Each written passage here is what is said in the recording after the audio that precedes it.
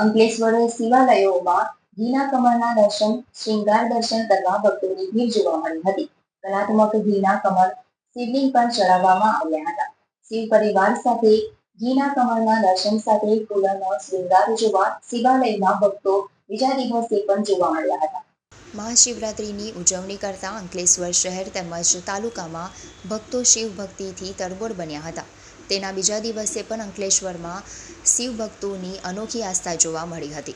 મહાશિવરાત્રિ નિમિત્તે ભગવાન શિવના શિવલિંગ પર કલાત્મક ઘીના કમળ ચડાવવામાં આવે છે, જેના દર્શન માટે પણ ભક્તો મોટી સંખ્યામાં ઉમટ્યા હતા।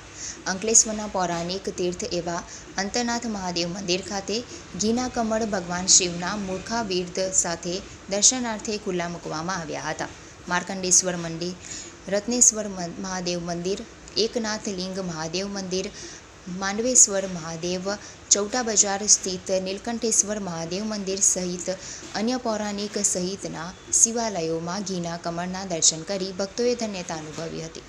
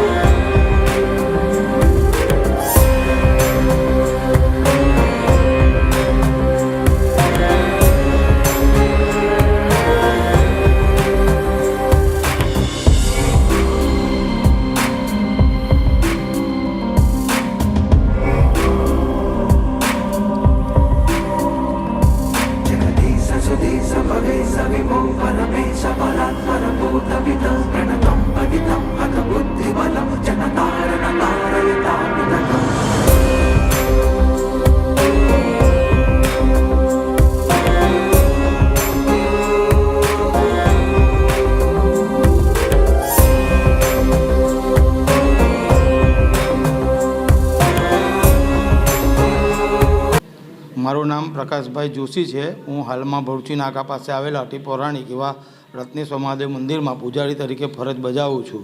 આ મહાશિવરાત્રિનો પર્વ નિમિત્તે જે સમુદ્ર મંથન વખતે આપણે વિષ નીકળ્યું હતું અને ભગવાન શિવજીએ કંઠમાં ધારણ કર્યું હતું, તો એ નિમિત્તે ભક્તો દ્વારા એમના ગળામાં ઠંડક પહોંચે એ માટે મહાશિવરાત્રિ નિમિત્તે એમની પર ઘીના કમળ ચડાવવામાં આવે છે અને મહાશિવરાત્રિનો પર્વ આ રીતે ભગવાનની પર દૂધ જળથી અભિષેક કરી અને ભગવાનને તૃપ્ત કરે છે। અને હાલમાં ભરૂચી નાકા પાસે આવેલા શ્રી રત્નેશ્વર મહાદેવ મંદિરમાં અને ત્યાં આગળ અનેક વર્ષોથી ઘીના કમળની સાથે સાથે ભવ્ય દાદાનું અદ્ભુત અને દિવ્ય કલાત્મક રંગોળી અને દર વર્ષે અવનવું ભગવાનનું શણગારનું આયોજન કરવામાં આવે છે અને ઘણા ભાવિક ભક્તો અંકલેશ્વર તથા આજુબાજુના વિસ્તારના ઘણા ભાવિક ભક્તોને દર્શનાર્થીઓ લાભ લે છે અને ભગવાનની કૃપા પ્રાપ્ત કરે છે।